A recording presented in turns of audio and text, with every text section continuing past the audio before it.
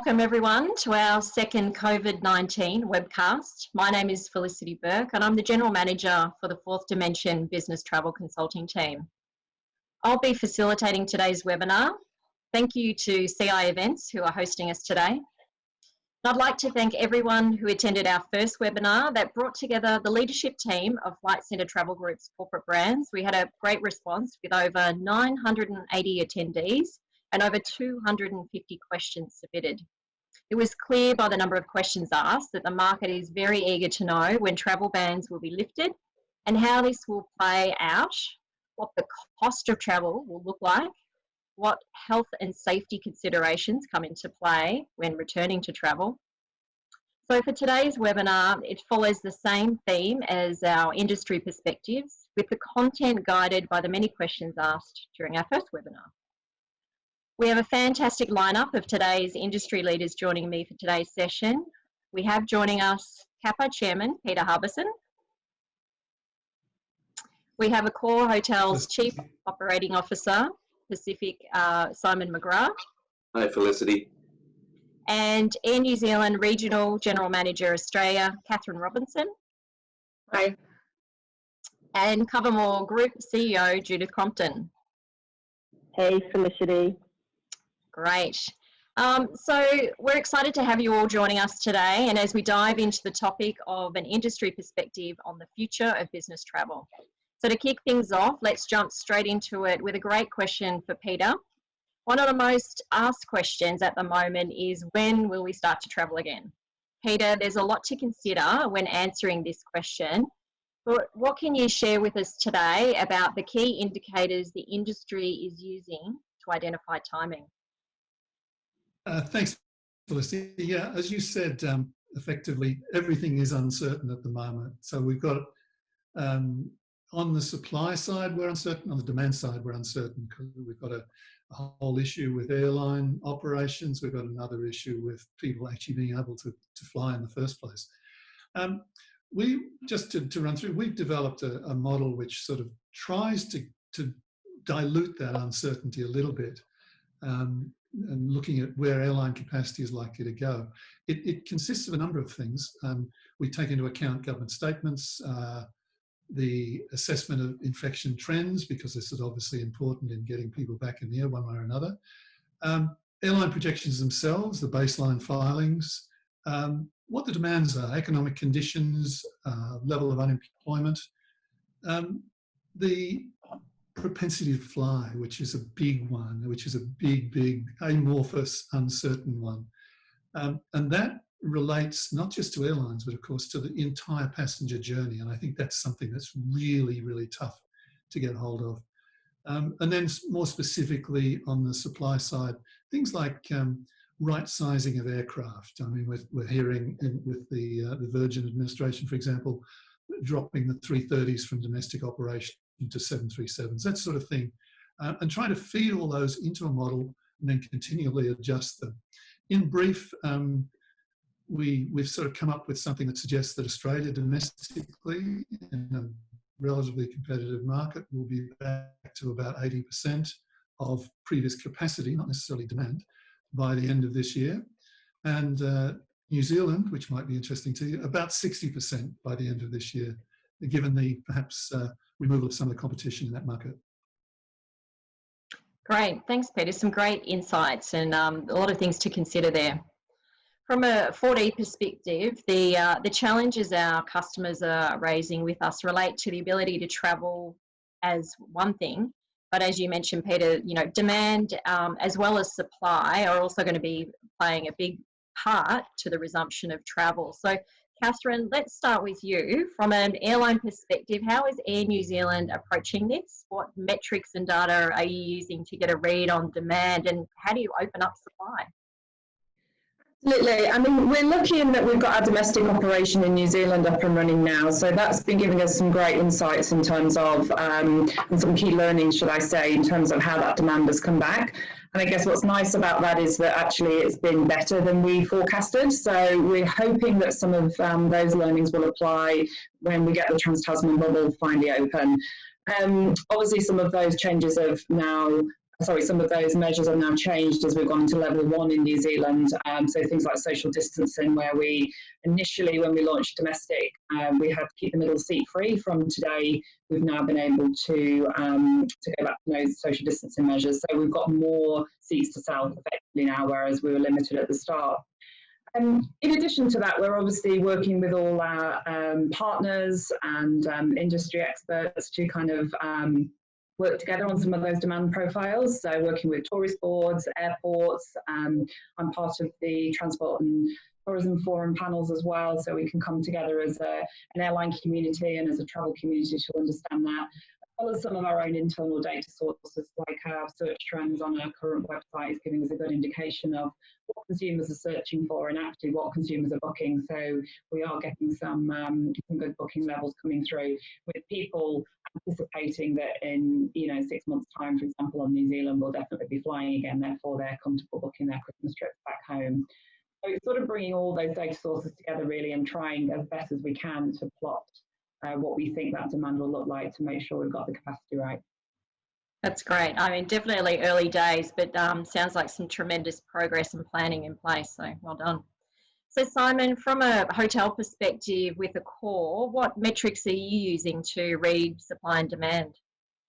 Yeah, look, we probably break it into two areas. We break it into the macro area, which is naturally, government regulations, government sort of opening of borders. We then follow closely, airline capacity, and you can get a sense that things are opening up and there's some positivity. But that in itself can be dangerous in terms of its sentiment, and I think we're seeing that in the market at the moment. Whilst we're also excited to see some leisure business back in the market, ultimately tourism at every level is a volume game, and to have a volume game, you've got to have all market segments contributing, and that's why you've got this sort of schizophrenic feeling in the market today, where there's a great deal of positivity, but at the same time, the reality is we're sort of still at 30, still well under 20 and 30% occupancy. So what does that mean? On the macro level I spoke about, at a micro level, what we do is we unpack each market segment, and you've got the market segments of corporate, you've got the market segments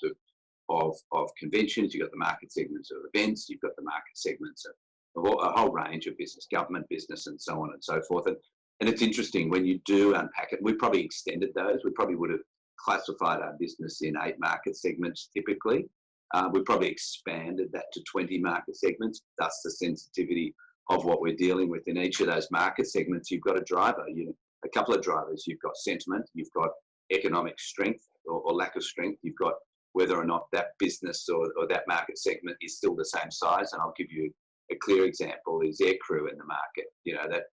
For hotels, that aircrew business, can be anywhere between 8 and 9% of business. It provides a solid level of base business, and thus you can then look at your other market segments. Now that's completely negated at the moment. So I guess that's the key for us is breaking down each of the 20 market segments down, looking at them individually. And when you do look at it like that, you start to see that this is not going to be an issue over 1 to 3 months, and all of a sudden we're going to have sentiment back towards November, and all rely on leisure business alone. You do start to see that the sort of unpacking of all those market segments, probably over an 18-month period, is going to become more the reality, and it becomes a reality because it won't just be about sentiment. There were some logical issues related to each of those market segments. Great, thanks, Simon. It's definitely a fluid 6 months ahead, isn't it? It is. So according to our State of the Market research we recently conducted at 4D, duty of care is the #1 focus area for our customers and their travellers as they return to business travel. So with that in mind, we'll start with you, Simon. I have 2 questions. What measures have already been put in place across your hotels and for the hotel industry as a whole? And what are the top 3 or 5 things you believe will be implemented to ensure health and security for future travellers?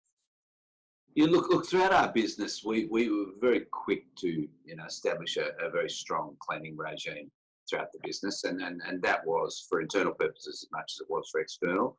I think in a worldwide sort of trend over the last decade, safety in travel in whatever form that is has become more and more important, safety and reliability. So This is a theme that we're now in. It's different to what we've experienced before, but the heightened level of cleanliness was the key issue.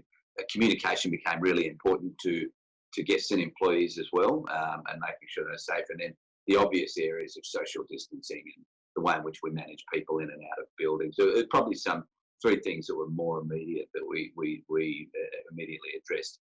In terms of the future, I think it'll be broken into sort of three areas. I think you'll have cleanliness again will continue, and I think you're going to need to make sure that there's demonstrated levels of cleanliness. I think from that you'll get a whole level of brand awareness. I think brands will become synonymous with safe and reputable areas. So I think your case management, your issues management, the strength of your brand will confirm that. And then I think most importantly, and pleasingly so, because it's something that we're very proud of throughout the Pacific region, throughout the whole sector, it's culture of people. The ability for an employee in an airline, in a hotel, throughout the region to be empathetic, to understand the different level of sensitivity, because ultimately consumer sentiment will be different for each consumer. And I don't think you're going to be able to cookie cutter it. I don't think you're going to be able to deliver a program where you expect guests to necessarily recognise that. I think you're going to have really good people out front. They're going to have to be fully trained. They're going to have to be aware of all the levers that they can pull. And most importantly, they're going to have to be confident with the service they're providing in a safe and clean way. Great. Thanks, Simon. There were some amazing and excellent points there. Great. So from an Air New Zealand perspective and the broader airline industry, Catherine, what measures are being implemented?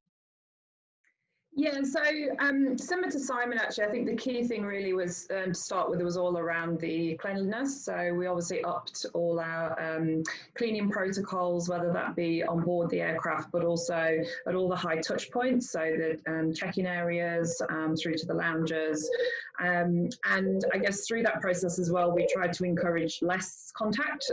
So things like reminding people they can check in at home on their mobile app, so then it avoided having to go via a check-in desk, self-tagging bags and be able to drop those off as well. For a period of time, we did close our lounges, particularly because a lot of our offering was around buffet-style food offerings, so obviously we're very conscious of that. And on board, we, in the early days, I guess it was mandatory that, for example, the crew wore gloves. The face masks wasn't mandatory, but it was just optional. So some crew on some flights did choose to do that as well. I think now what we're seeing, particularly as I mentioned, moving into level 1 in New Zealand, that some of those PPE equipment is not being used as much. So some of the gloves or the face masks, again, it's optional. But upmost is still the cleanliness. So we're still going through lots of deep cleaning of the aircraft. We have reopened some of our lounges in New Zealand now, but the offering will be slightly different in terms of more packaged food offerings, just to kind of, again, go in the line of cleanliness. Also, you see a lot more hand sanitizers. So there's hand sanitizers for both customers and staff at all the high touch points. So again, checking desk counters. We've removed things like in-flight magazines, where again might be a high touch point on an aircraft. But I mean, ultimately, it is around clear communication. So it's just reiterating all that to the customers. Ultimately, say it is safe to fly, and these are all the ways that we're going about it. Great. So communication is definitely the key theme across there. Good. So continuing on the hot topic of duty of care from a 4D perspective, our research suggests that when travel restrictions are lifted, organisations will be focused on fulfilling their duty of care for their travellers. So from a Cover-More perspective, Judith, what do you see as the implication on insurance, and what do organisations, particularly in relation to business travel, what do they need to look at in regard to adequate coverage? Thanks, Felicity. And look, we're now living in a world where it is now more important than ever that companies just ensure that their employees not only have adequate travel insurance, but also have access to travel assistance, and as health and safety of the traveller is paramount. With regard to travel insurance, the challenge for the entire industry, the insurance industry, that COVID-19 is creating, it's an atypical insurance risk. But look, our overall approach has been about a few things. Firstly, best practice travel risk management, proactively assisting travellers to ensure that they are safe and well. And our approach is to provide global protection so that a company does meet their obligation to a duty of care. And look, duty of care will take on an even greater meaning, and proactive risk management will be essential. We're currently modelling the most appropriate benefits for various COVID-19 scenarios. And for example, there's a number of things that may confront business travellers in the current environment. Things like being stranded in a country because of sudden border closures, being forced into mandatory quarantine because of proximity to a person, maybe with COVID-19, or indeed being diagnosed with COVID-19 whilst travelling. But the key thing is we have to identify the most significant trends and the issues and then navigate our way through them, and ensure that the customer is just at the heart of every decision that we make, and to recognise their health and their safety concerns. So we have to factor all of that into our planning, and especially when it comes to business travel. With regard to travel assistance, this is a critical part now of an insurance offer for both business and leisure travellers. Our travel assistance business is currently expanding capability beyond medical assistance, and it will now start to include intelligence and security support services. And post-COVID-19, travellers will definitely want a trusted partner. You know, just as we've heard from Catherine and Simon, but travellers are looking for trusted partners more than ever. And we intend to support both leisure and corporate travellers with leading risk management practices, and we continue to build our global provider network to ensure high quality service globally. So when a traveller needs our help, we're there to provide the best possible medical care, accredited by our own global medical assistance team. So for the business traveller, what really matters is health, safety and security. Great. Thanks, Judith. Some great innovation on service that's come out of COVID-19 from Cover-More. So let's move on to post-COVID cost-related impacts. Our audience from the previous webinar were really interested to understand from airlines, and in particular how load factors and operating costs for airlines would impact the cost of travel. Will it rise? So, Catherine, I think this is a good question for you. Costs rise. The million-dollar question. I mean, I think the trick here for airlines really goes back to balancing that capacity and demand, which I think, as Peter touched on earlier, is still quite unknown at the moment. So that's kind of the challenge that we've got. Obviously, we'll go through a process of clearly monitoring all our bookings and putting capacity where it's needed. So you may see, when we come back on the Tasman, for example, that we have to take a stab at what level of demand we believe will come back and match that capacity, but have that flexibility to then be able to increase that capacity, hopefully quickly, to keep up with that demand profile.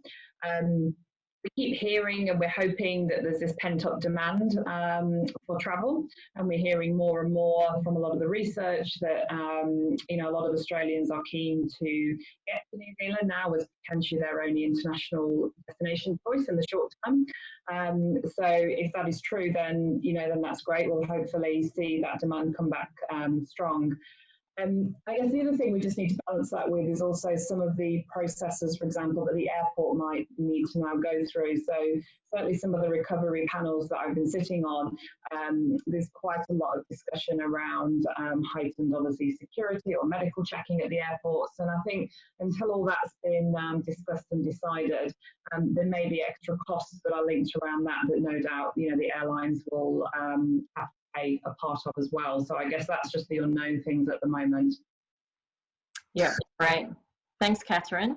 So now, Peter, I have a great question for you. In your opinion, what would be the number one thing the aviation industry needs to address or change to best support business travellers as they return to the skies? I think, I mean, we've talked about the duty of care. Simon went into that. Obviously, that is a big one. But I think that just the willingness to travel is going to be a real issue once you get over the duty of care issue, and that's not an easy one from a corporate point of view, obviously. Do I feel happy in my entire passenger journey? We just had an interesting case. A friend of ours went from San Francisco to Denmark to visit his grandmother. It took him 38 hours, and he chronicled the whole trip with an expert's eye. And the key areas where he really felt concerned, because the load factors on the aircraft were not high, were going through airports. Because of the connecting times, you actually spent a lot of time in airports, and the disparity in behaviour between the airports overall and also between the different outlets at the airport was actually scary, he said. This is an experienced traveller. So I think until we get those experiences standardised, there is going to be a reluctance or an inability to feel safe. Another issue I think is, and this is on the demand side very much, is we've had a period now where the corporate buyers have been able to see how much money they've saved. And looking over their shoulder, of course, are the bean counters. So I think we might be reverting to a situation where it's not, let's go back to normal and start from that. It's let's go back to base and start about justifying whether you need to travel, because we found that we can do some things online, particularly obviously internationally, because we've been talking mostly domestically here.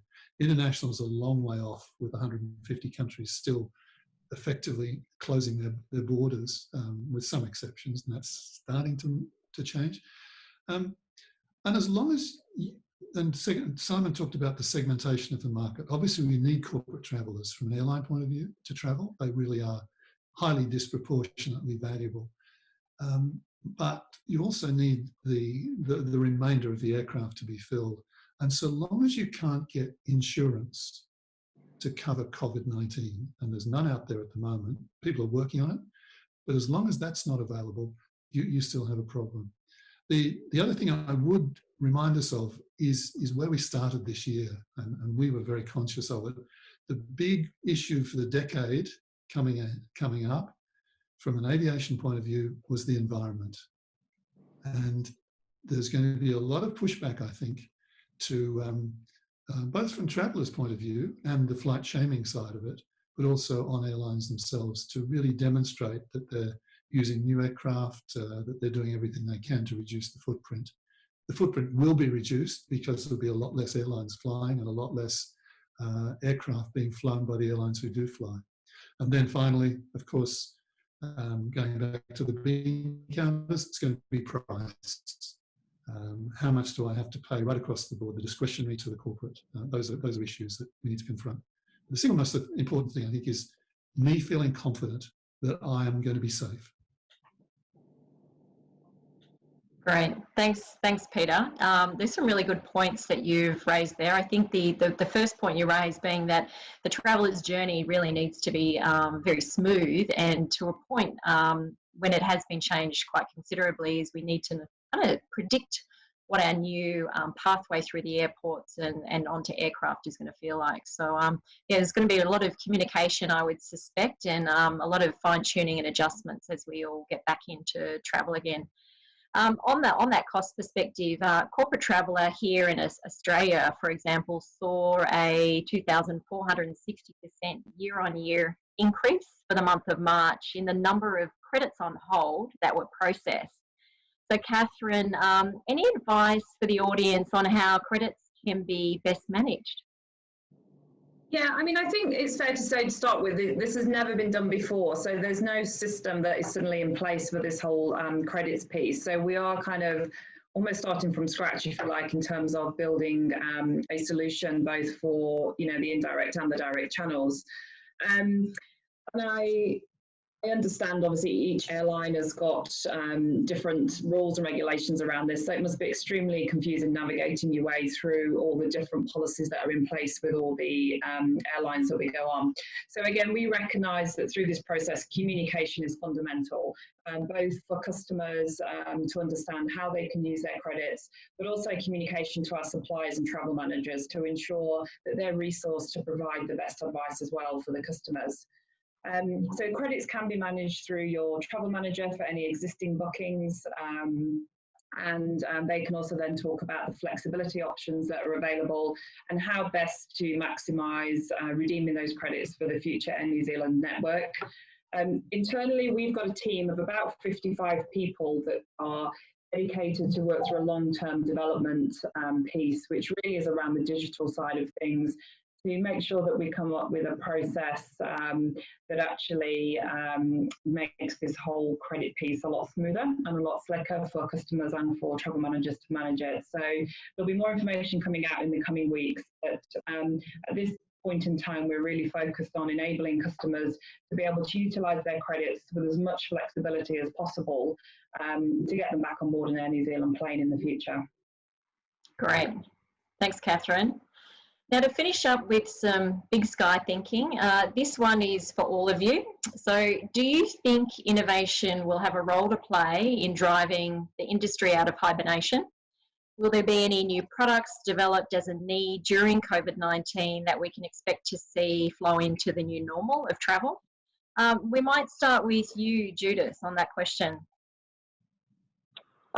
Thanks, Felicity. Look, yes, I think innovation will definitely have a significant role to play as we work to emerge stronger out of this pandemic.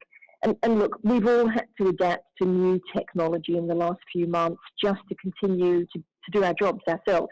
And travellers, I think, are therefore likely to transact in a much more digitally savvy way because it has been forced upon us. We all want to start travelling again. We all want to travel safely. And protecting traveller safety is where innovation will have the most vital role to play in driving our insurance industry out of hibernation. And for example, mobile apps and functionality that will allow travellers unprecedented access to real-time information because we know then where they are and where their risk catchment area actually is. We'll be able to proactively assist travellers to avoid high-risk locations, and even more, we'll be able to help extract them from emerging hotspots or trouble spots. In addition, we're about to launch a new Global Assistant smartphone app that's going to include many features such as geolocation and traveller tracking, real-time risk and safety alerts, including specific alerts about COVID-19 outbreaks and a number of case volumes. There'll be one tap to call for emergency assistance and 24-hour connectivity into our new global command centre. We're just about to open a brand new global command centre in Brisbane, and this is modelled on best practice command centres in both emergency services and indeed in the military sector. So yes, I think innovation and invention is definitely the key for us being able to travel safer in the new normal. Great, thanks, Judith. That is an impressive overview of some of the changes you're taking place in the team there. That's great. Simon, from a hotel operator perspective, what do you see as innovation? Look, I think I group it into two. I mean, there's the COVID crisis, which will, not everything during this crisis will be retained, but a large part of the themes you've heard today will be retained in terms of safety and security. So they'll be fairly obvious. I think then the second part is the economic crisis. And at the end of the day, you only get great change when in crisis. And we've certainly got an economic crisis and still ahead of us, to be honest. What does that mean? It means that our costs have been stripped bare, which is good. We now know, I think all businesses really understand the economics of their business and all costs. I think you understand your structures, and I think you value your people even more so than you would have previously, given what we've got ahead of us. So I think the other part to it is, if you look at the last 5 years in the economy and certainly in tourism, budgets were written 110% of the previous year. 5 years in a row, and so we took a lot of discussion around sustainability of that. And when you have such pressure on performance, it reduces the ability for failure-friendly cultures, which means you have no innovation logically. So I think there's a period of time, and whilst it's tough, whereby a cost of strip there, there's a bit more approach to sort of failure-friendly culture to get things started again. And I think that the innovation will come from, I think what we're being pointed to by our customers is a more genuine, authentic approach to life.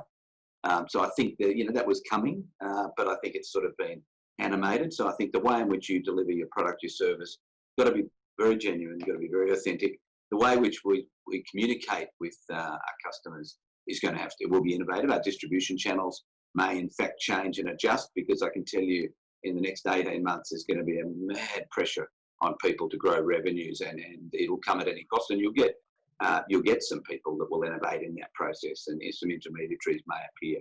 So I think that will be interesting, and then product overall. I think we'll be designing much more sensitive products.